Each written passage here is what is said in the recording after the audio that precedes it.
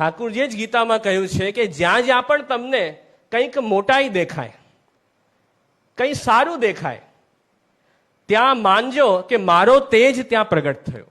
એમ ભગવદ્ ગીતાનો જે વિભૂતિ યોગ છે ને, એમાં ભગવાને આજ્ઞા કરી છે કે એમ મને ભૂલતા નહીં. જ્યાં જ્યાં પણ આપણને મહાત્મ્ય દેખાય કે આ તો બહુ સરસ છે, તો એ ભગવાનના કારણે જ હોય, નહીં તો આવું ન હોઈ શકે. તો જ્યાં પણ આપણને એવું ઐશ્વર્ય દેખાય છે, તેજ દેખાય છે, એ ભગવાનનો આનંદ અંશ ત્યાં પ્રગટ થયો છે. તો હવે દુનિયામાં લોકોનું ઐશ્વર્ય તો બહુ નાનું છે ને, ભગવાનનો ઐશ્વર્યનો વિચાર કરીએ તો એ તો બહુ વધારે છે. ઠાકુરજીનું વર્ચસ્વ કેવું કે ભગવાન સર્વત્ર છે, એવું એક પણ સ્થાન નહીં હોય કે જ્યાં ભગવાન નહીં બિરાજતા હોય. સર્વત્ર છે, ભગવાન સર્વદા છે, બધા કાળમાં છે, ભૂત ભવિષ્ય વર્તમાન ત્રણેય કાળમાં ભગવાન છે, બધી જગ્યાએ છે, અને સર્વરૂપમાં પણ ભગવાન છે.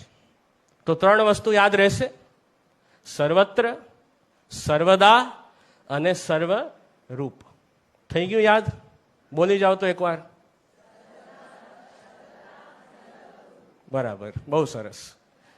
તો એવું ઠાકુરજીનું સ્વરૂપ છે કે એવો વ્યાપક છે ભગવાન, જેને ઇંગ્લિશમાં આપણે કહીએ ઓમની પ્રેઝન્ટ. વ્યાપ્ત છે ભગવાન, એમને કોઈ સીમા નથી, કોઈ લિમિટ નથી. ઇન્ફાઇનાઇટ છે ભગવાન, એમના માટે કોઈ બાઉન્ડ્રી નથી. એવા વ્યાપક ભગવાન